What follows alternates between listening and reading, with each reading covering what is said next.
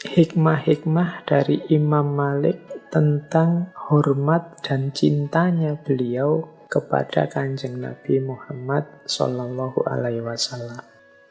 Jadi kita harus banyak belajar kepada Imam Malik cara mencintai Nabi. Imam Malik ini dikenal tidak pernah naik tunggangan kuda apa unta. Kalau waktu di Madinah, beliau juga dikenal tidak pernah pakai sandal.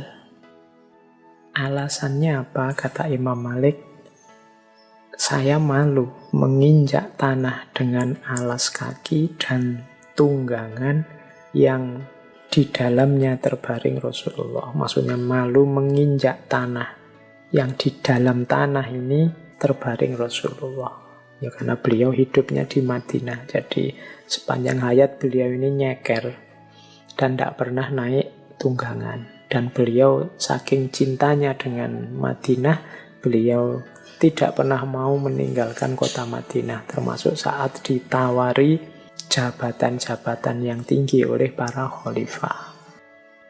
Ini bukti cinta yang pertama.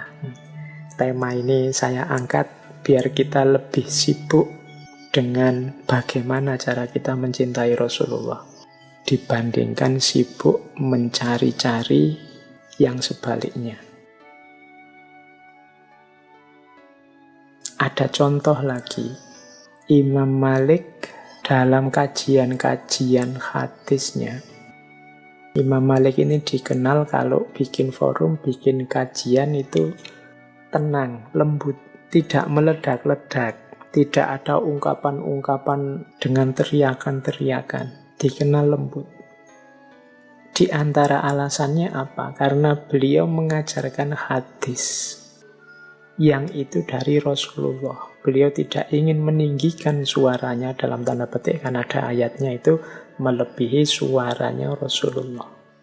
Ada cerita suatu ketika Abu Ja'far Al-Mansur ini khalifah, saat berdialog tentang hadis dengan Imam Malik, suaranya tinggi. Wah, langsung saja oleh Imam Malik ditegur. Kita ini di Madinah, dekat dengan Nabi.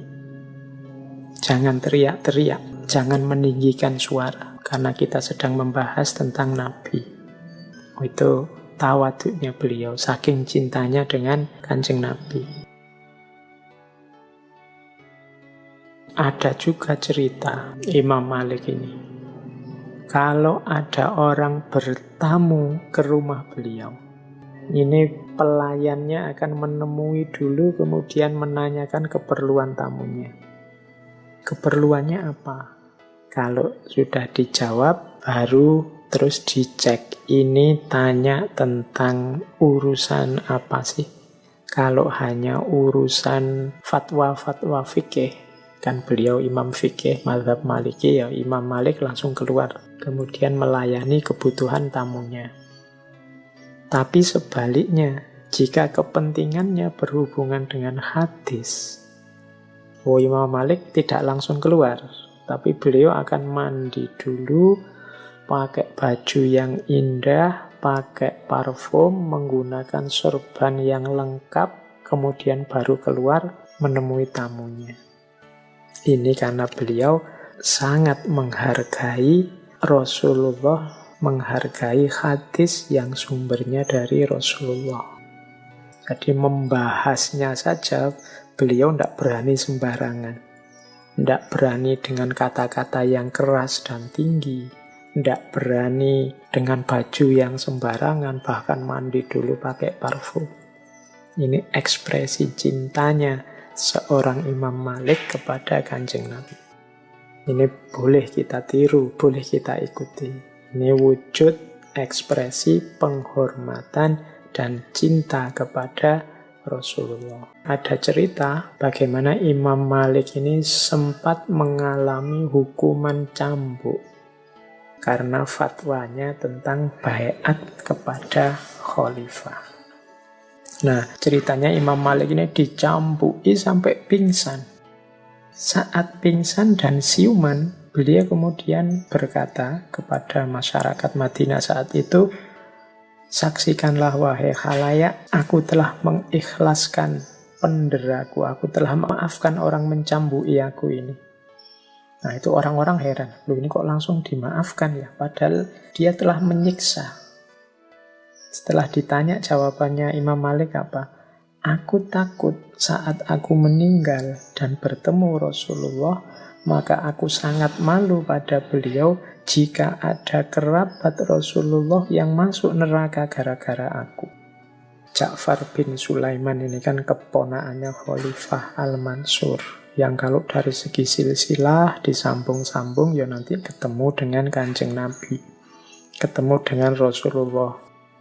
Nah, Imam Malik ini meskipun sudah disiksa, dicambuk sampai pingsan, beliau tidak mau membalas, bahkan memaafkan. Alasannya apa? Aku takut nanti kalau aku meninggal ketemu Rasulullah, ada keluarga dan kerabat Rasulullah yang masuk neraka gara-gara aku. Meskipun bukan salahnya Imam Malik, dia malu kalau ketemu Rasulullah. Mungkin khawatir Kanjeng Nabi, oh ini ulama inilah yang menjadi sebab Ja'far bin Sulaiman masuk neraka. Mungkin itu bayangannya Imam Malik begitu. Sehingga langsung begitu sadar dimaafkan. Oke, itu salah satu bukti cintanya Imam Malik kepada Rasulullah. Ada cerita ini hubungannya dengan Rasulullah juga. Ini pelajaran buat kita. Jadi satu ketika Imam Malik ini dijamu murid-muridnya.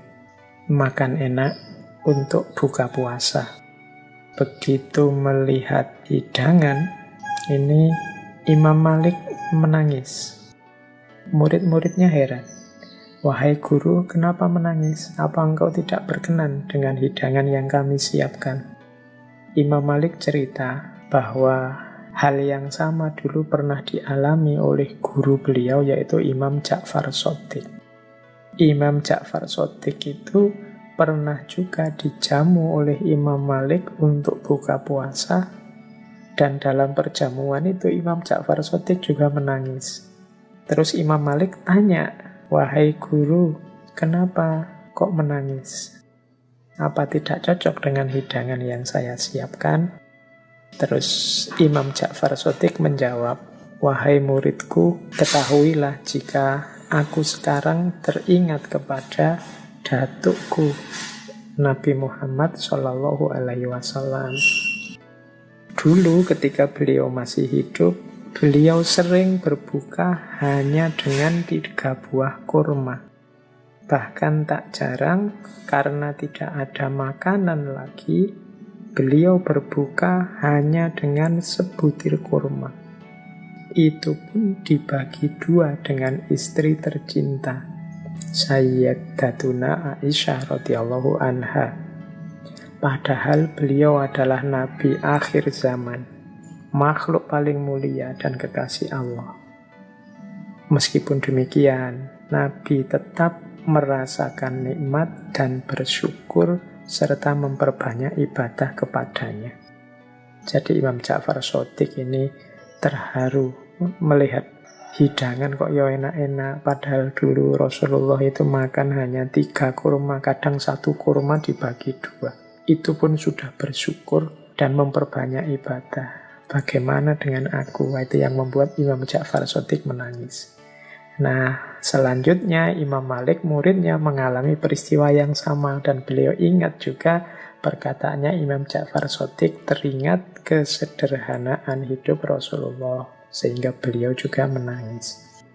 Oke, ini salah satu cerita menunjukkan rasa cinta terhadap Rasulullah dan kesiapan untuk meneladani laku yang dijalankan oleh Rasulullah dari Imam Malik.